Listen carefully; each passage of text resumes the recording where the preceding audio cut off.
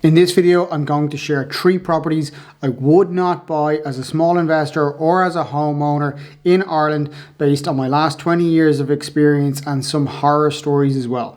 So from a general point of view first, just to kind of set the stage, there are loads of properties I wouldn't buy at the moment. There are properties I would buy at the moment, but there are lots of properties out there that are potentially overpriced, or they're likely to drop in value in the future, or demand or rental demand for those properties are likely going to drop in the future. This video is not going to be about commercial property, but when it comes to commercial property, in a lot of cases, the lease is key to underpinning the value of that property, and understanding that lease is vitally important in terms of assessing the value. And in some cases, there are lease clauses that I would stay well away from. Large investors will look at a whole host of trends from a global point of view when they are looking at investing in real estate, from the impact of AI on office or data centers, online shopping to retail, construction costs for redevelopment and replacement costs. You'll have transportation trends. All of these are important factors that large investors will consider, but it's also important to consider from a small investor point of view. But this video is going to focus on 3 properties that I would avoid buying regardless of market trends or potential future value. So the first type of property that I would avoid as a small investor or an owner-occupier is residential units over shops. Not all of these are bad investments, but I'd be very slow to recommend them to an investor or an owner-occupier. Small retail units, perhaps focusing on something like fashion or hairdressing, may not be an issue, but if it's a grocery store, that's going to lead to early morning deliveries, noisy air conditioning units that sometimes can vibrate, and you will never hear the end of it from any tenant that moves in, and they may move out very quickly as well. And if you're planning to live there yourself, you may be driven demented. So going back like 15, maybe 20 years, I started my career working for a supermarket chain, working in their property department, and this still sticks with me, or some of these memories are still very fresh. But the amount of calls received from tenants or owners of apartments that lived above some of these retail units still haunt me a little bit, and have taught me a valuable lesson to never buy apartment unit over a retail store. At one point, I remember an apartment owner somehow got my mobile number and was calling me at all hours of the morning, telling me I was the devil and that they wished they'd never bought the property.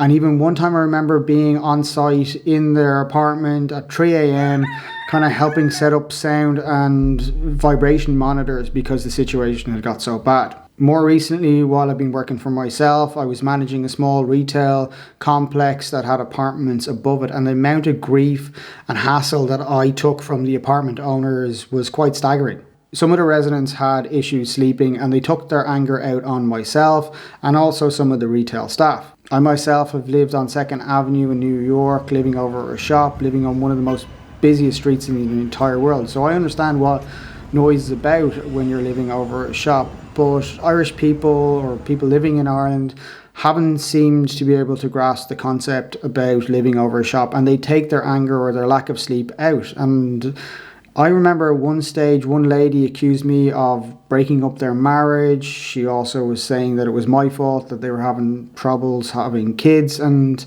all of this was because they were living over a shop. And I do feel sorry for these people. The lack of sleep is an absolute nightmare. But that's why I'm advising you right now in this video to think very carefully before you buy an apartment over a retail unit. If it is an investment, your tenants are going to be complaining to you and they might move out quite quickly. If you're buying it for yourself, you may just be driven mad. And when I'm talking about retail units, it's not just shops or convenience stores. Sometimes it might be a gym with weight plates dropping all the time, or perhaps it's a takeaway and you might have smells or people kind of being noisy outside all the time as well. So these are important factors to consider when you are buying over a retail unit. The next type of property I would avoid are listed buildings or protected structures. Granted, some of these are located in prime locations, and sometimes you can get amazing deals, but you really need to know what you're doing before you buy one of these. Generally speaking, listed buildings or protected structures are not worth the hassle that comes along with them in the majority of cases, and some come with a lot of headaches from difficulty getting mortgages. You can't carry out any kind of works without planning permission in some cases. Making the home energy efficient can be extremely difficult. Sometimes you're not allowed to replace single glazing, which will make it very difficult to keep a house warm, and that will impact the rent that you will be able to get in the future, as well as the running costs for yourself if you are an owner-occupier. Refurbishing costs can run at 50 to 100% more compared to a new build on a square footage basis. Off-street car parking, if that hasn't been established already, you may need planning permission to open up an entrance for car parking, and that may not always be possible. Even something as simple as putting in a charging port for a new electric car may also require planning permission, and all these things add up and make it an absolute headache to own one of these properties. I do know plenty of people who have bought protected structures with grand ideas on refurbishments and end up having to sell before they even start because they realize that a lot of the things that they wanted to do with the property aren't possible. With energy costs continuing to rise and the younger generations being more kind of mindful of the environment, I see that protected structures that are very low energy efficient properties may struggle for value in the future as demand may lessen. Hopefully governments will step in and allow for such properties to be retrofitted more easily into the future, and hopefully some changes will be made. If you are looking for a list of protected structures in your area, generally they are available on the local council's website. The slight annoying thing about protected structures is generally they're in great locations in the city centres or close to city centres, and they're in areas of very high demand. But I just think people need to be more mindful when they are buying protected structures to be aware of what they're getting into. The third type of property that I would avoid is location. It is great to be located near your school, public transport, shops and parks, all for convenience, but sometimes being located too close can be an absolute nightmare. Having a bus stop or train station at your front door will lead to people standing outside your house all the time, making noise and adding to the litter. I remember a client asked me to look at this amazing property out in Dublin 6, maybe about 4 years ago.